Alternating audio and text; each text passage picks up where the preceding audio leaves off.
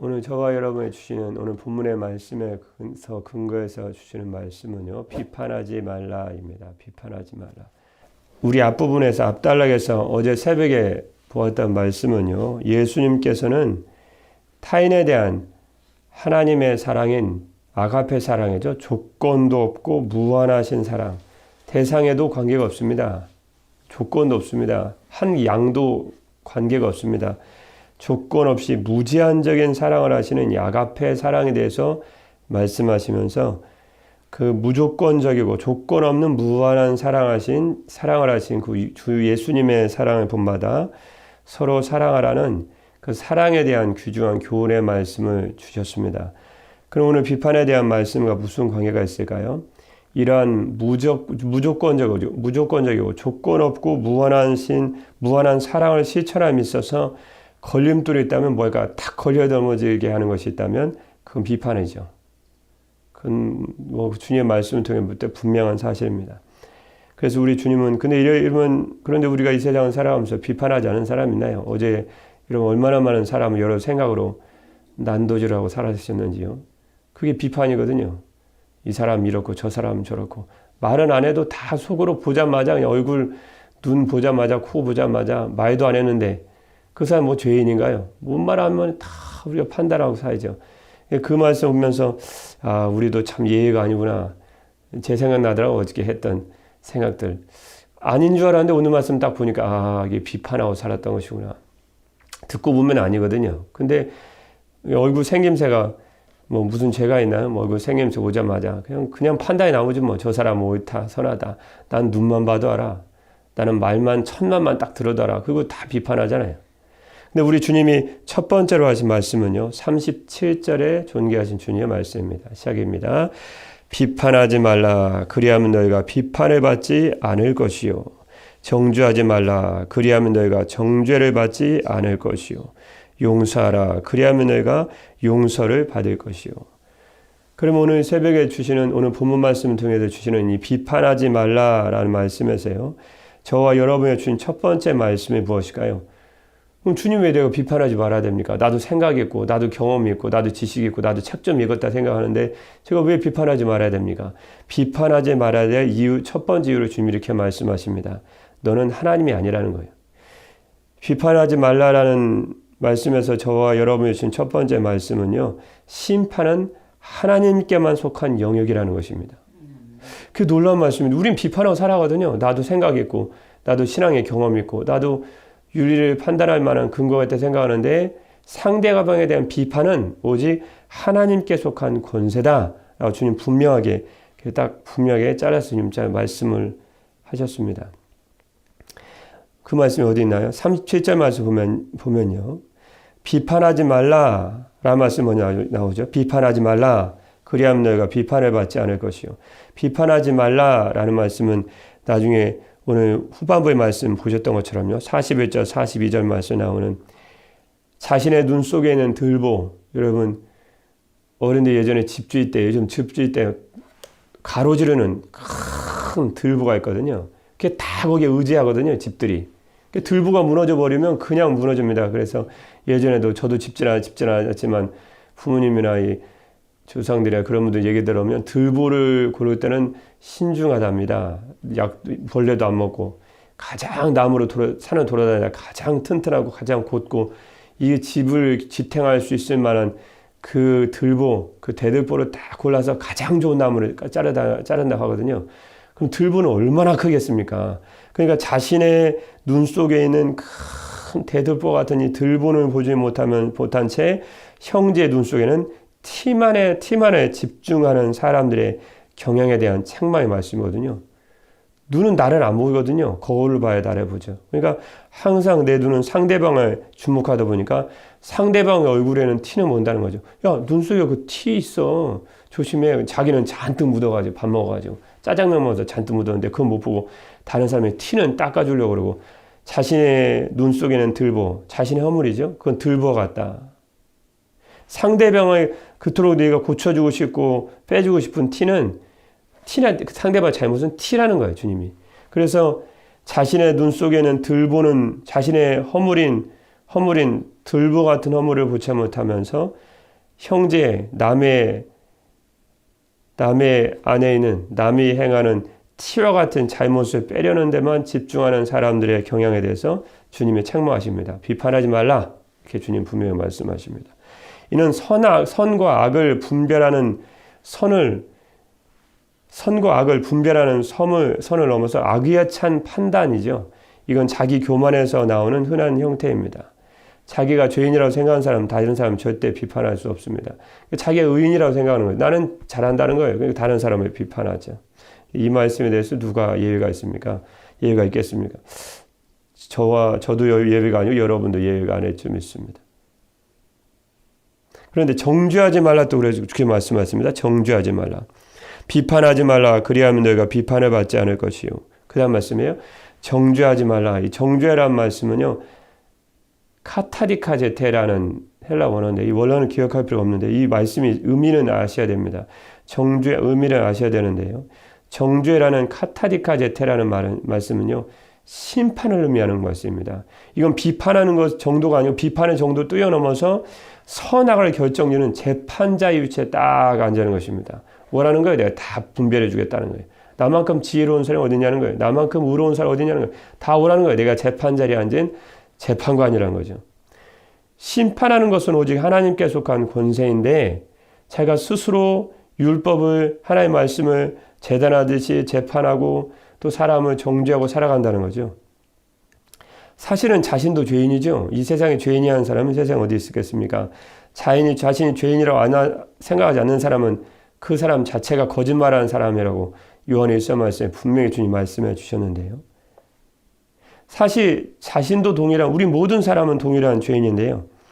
남을 판단하고 비판하고 정죄하며 자신은 의인 양 외식하는 것은 다른 사람 비판하는 사람을 성경만 뒤에 말씀 보니까 42절 말씀 중간에 보면 외식하는 자요. 말씀하시거든요. 겉과 속이 다르다는 거예요. 외식하는 자라고 비판한 사람을 주님이 그래 말씀하셨는데요. 자신은 의인인 양 외식하는 것은 재판관이신 하나님께 대한 월권행이다. 이런 비판과 정죄는요. 그리고 비판을 넘어선 선악을 결정하는 재판관의 위치에 앉아서 이런 판사들 보십시오. 법대로 그대로 심판하나요? 아닙니다. 판사들마다 전혀 판결이 틀립니다. 왜냐하면 같은 법이지만 그 해석이 다르거든요. 그래서 판례라는 것이 중요하지 않습니까?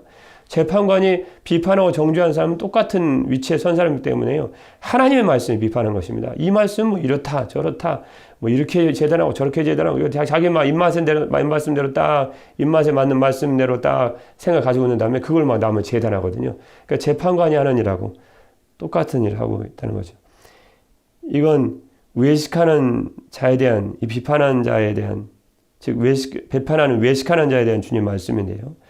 재판관이신 하나님께 대한 이건 월권행이다. 너의 권한이 아니라는 거죠. 월권행이다. 그리고 교만한 죄악이다. 여러분 앞으로 자신 누군가를 비판하거나 이렇게 생각하면 됩니다. 나 같은 교만한 자가 없구나. 내가 지금 하나님의 권위를 넘나들고 있구나. 그건 중죄인이죠. 실은 오늘 비판에 대한 말씀이면서요. 참 많이 느껴진 게 이건 보통 일이 아니라는 거예요. 중에 주님의 말씀을 우리 보면 우리 자신 보이는데 우리 남 비판하는 게 뭐 대단하냐는 거예요. 그런데 주님은 그렇게 말씀하시지 않습니다. 이번에 2절의 말씀, 그 38절의 말씀 보면요.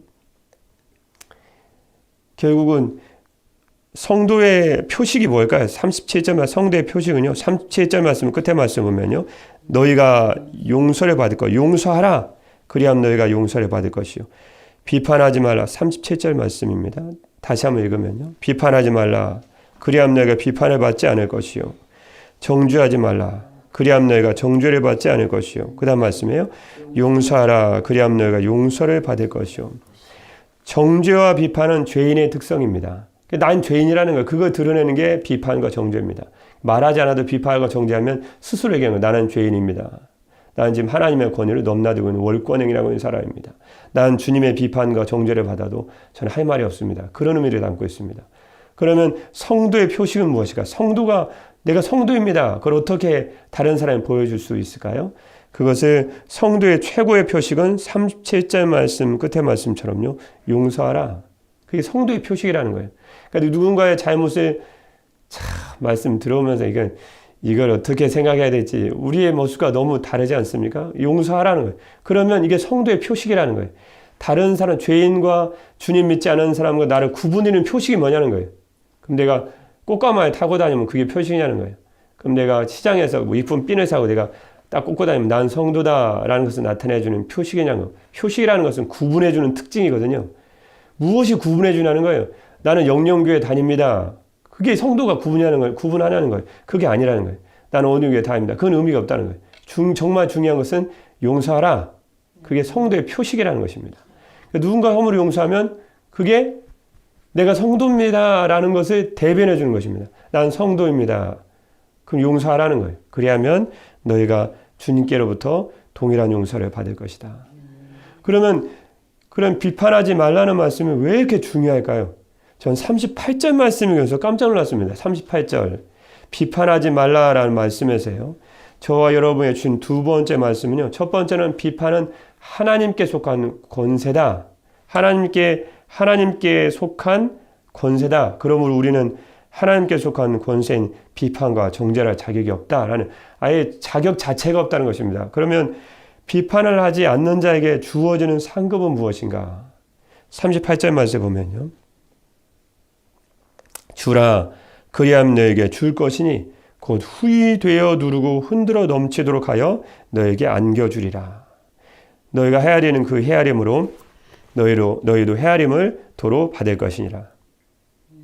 여러분 시장에 가면 되로 데워주죠. 곡물이나 뭐 밀가루나 이런 미숫가루 같은 건 다 데워주지 않습니까? 되나 말로 데워주죠. 그러나 정직한 사람은 인심 좋은 사람은 아이고 더 가져가세요. 그래가지고 되에다가 잔뜩 막 얹어갖고 주잖아요. 그럼 기분 좋잖아요. 일반적인 상거래 관습은 그렇지 않죠. 다 깎죠.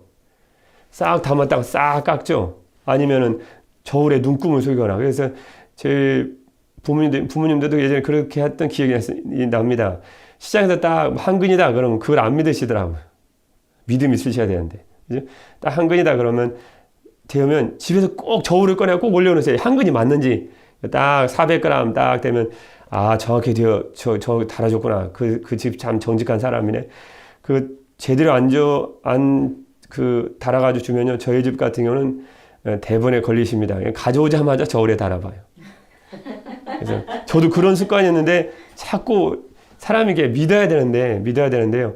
이게 정말 한 그릇은 맞나? 이게 자꾸 들어보게 되고 다른 집 줬던 거 집에서 한 그릇 가져왔던 냉장고 이미 사놨던 고기도 꺼내갖고 이게 적은 것 같은데 집에 저울이 없으니까요. 근데 주님의 사랑을 실천하는 오늘 본문 말씀에 근거해 보면 적어도 비판하지 않는 자죠. 그런 자에게 주어진 상급이 무엇일까? 시장에서 일반적으로 이루어지는 상거래 딱 실컷 담아 좋은 건 주는가 보다 싹 깎아서 주고 눈금 잘못 속여가지고 저울에게 그 스프링을 이렇게 조절하면 이게 된답니다. 저도 들어만 봤는데 그런 나쁜 습관을 가지면 안 되죠. 그럼 그것처럼 일반적인 상거래 습관을 가지고 하는 일반적인 용서하지 못하고 남의 죄에 대해서 포용적인 마음을 갖지 못하는 사람과 다르게요. 주님은 사랑을 실천하는 사람. 오늘 말씀에 보면 적어도 비판하지 않은 사람. 그런 사람이 무슨 어떻게 됐을까요? 어떤 상급을 주어일까요? 38절 말씀에요. 주라 비판하지 말아라. 그리하면 너에게 줄 것이니 곧 후히 되어 누르고 일반 상거래 습관과 다릅니다. 실컷 옮겨줘서 다 비었으니까 눌러주고 깎든가 이렇게 해야 될 텐데 사람들 그렇게 하는데요. 많이 담았습니다 하고 대충 해갖고 담는 사람 있지 않습니까? 근데 주님은 일반적인 상거래 습관과 틀리시게요. 주라 사랑을 실천하는 사람. 적어도 오늘 본 말씀에 근거해 보면 사랑의 모습인 비판하지 않는 사람에게요. 너에게 줄 것이니 얼마큼 주실까요? 후히 되어 누르고 흔들어 넘치도록 하여 깎지도 않으세요. 그대로 너희 품 안에 안겨줄 것이다. 너에게 안겨주리라. 이 안겨주리라는 말씀은요. 상급에 대한 말씀입니다. 실은.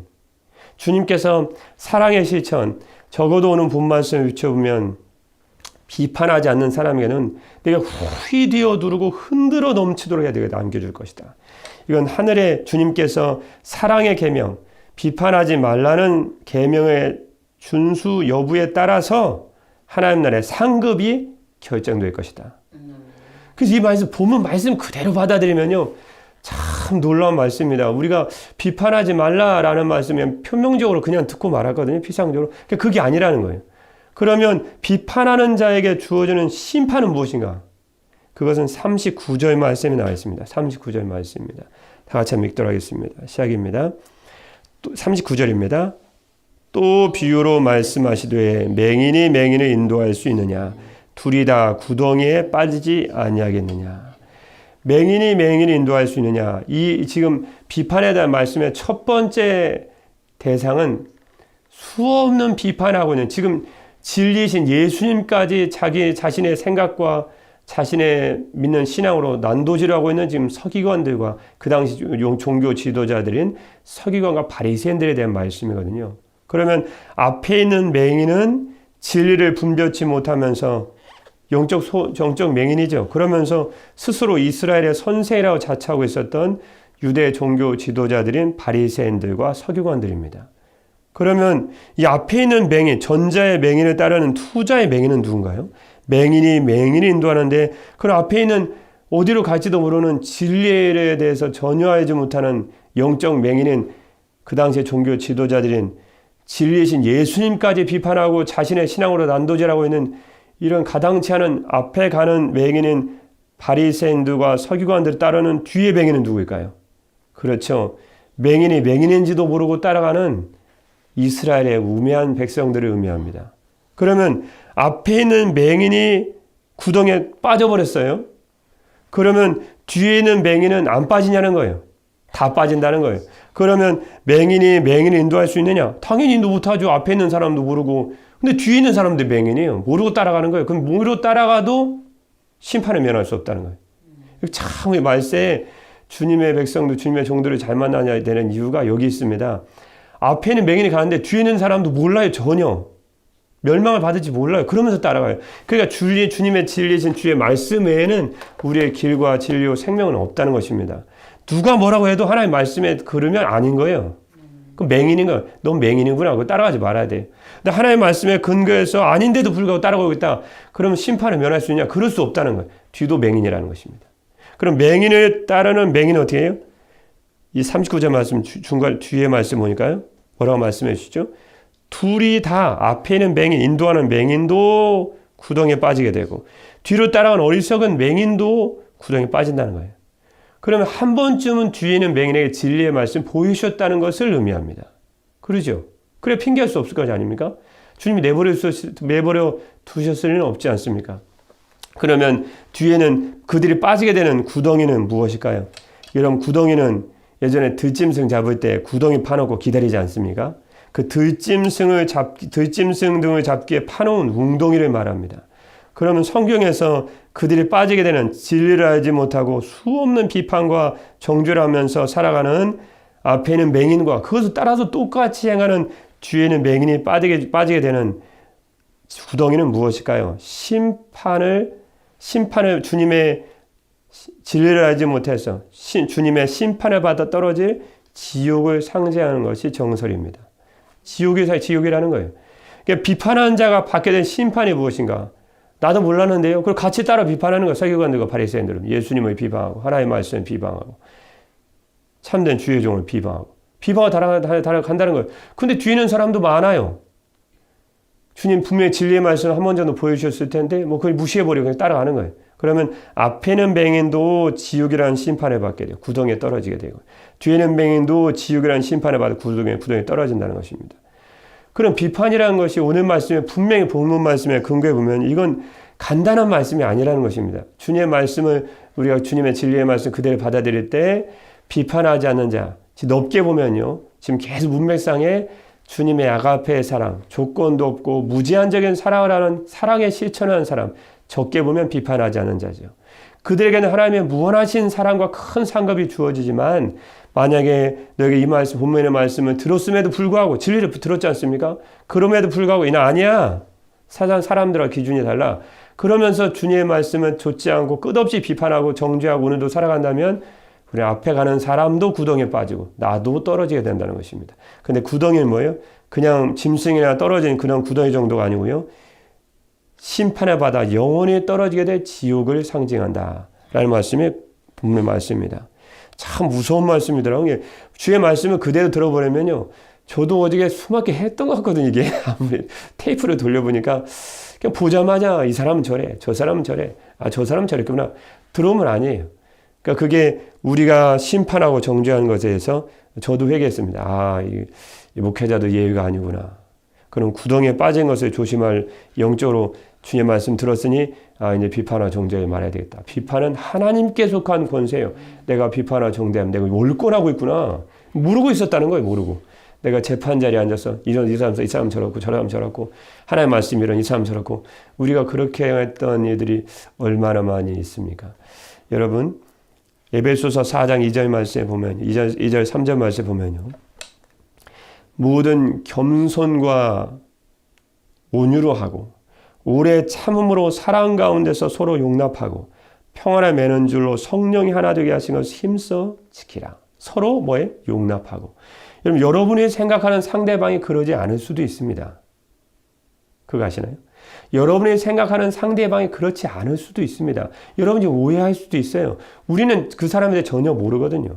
근데 우리가 가진 생각으로 다 난도질하고 살아가거든. 저 사람 저렇고, 이 사람 A 부류, 저 사람 B 부류, 저 사람 C 부류, 저 사람 D 부류. 보면 나중에는 아니에요. 그냥 다 엉터리인데 그냥 본인 생각이 있는 게 확고한 생각을 갖고 있는 거예요. 경험이 그렇다는 거예요. 내가 봤다는 거예요. 또 봤다는 거예요. 봤다는데 어떻게 하겠어요? 들었다는 거예요. 누군가 얘기해 줬다는 거예요. 그러나 여러분, 그건 하나만은 아시길 바랍니다. 여러분 지금 하나님의 심판자신 하나님의 권세에 대해서 월권을 하고 있는 것입니다. 그러면 그 심판한 대로 여러분도 동일하게 받게 될 것입니다. 그럼 만약에 우리 말씀을 듣고 비판하고 정죄하는 것에 회개를 하시고 여러분 주님의 말씀대로 아, 심판과 비판 내가 하는 것이 아니구나. 하나님께 맡겨드리고 우리가 할 것은 무엇일까요?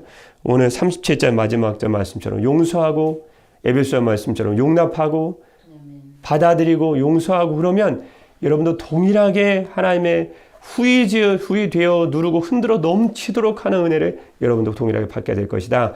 그런 크신 하나님의 큰 사랑을 여러분도 받게 될 것이다. 라고 사랑을 실천한 사람. 아주 좋게 말하면 오늘 본 말씀 통해서요. 비판하지 않는 사람에게는 그런 큰 상급을 받게 되는 줄 믿습니다.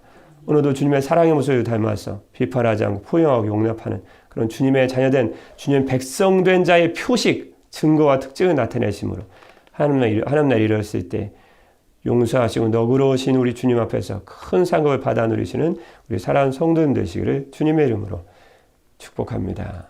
기도하겠습니다.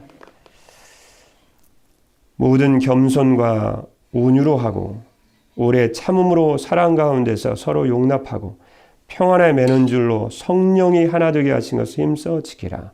아멘. 사랑의 우리 주 하나님 아버지, 우린 비판하고 정죄하는 것이 이렇게 큰 죄악인지 알지 못했습니다. 미련한 가운데 한 우리의 비판과 정죄한 죄를 용서해 주시고 이제는 사랑에 풍성하시고 사랑 많으신 예수님을 닮아서 우리도 용납하고 용서하고 포용하는 그런 넓은 마음을 가진 주님의 사랑엔 무조건적이고 무제한적인 아가페의 사랑을 하는 저희들 될 수 있도록 축복하여 주옵소서. 저는 미련합니다. 알지 못합니다. 진리의 길을 알지 못했습니다. 성령 하나님께서 이제는 비판하지 말라는 주님의 진리의 말씀을 가르쳐 주셨사오니 앞으로도 영원한 영생의 길로 생명의 길로 무한하신 주님의 사랑을 담는 길로 저희들을 인도하여 주옵소서. 십자가의 사랑 우리를 사랑하시 용서하신 주 예수 그리스도의 이름으로 기도드립니다. 아멘.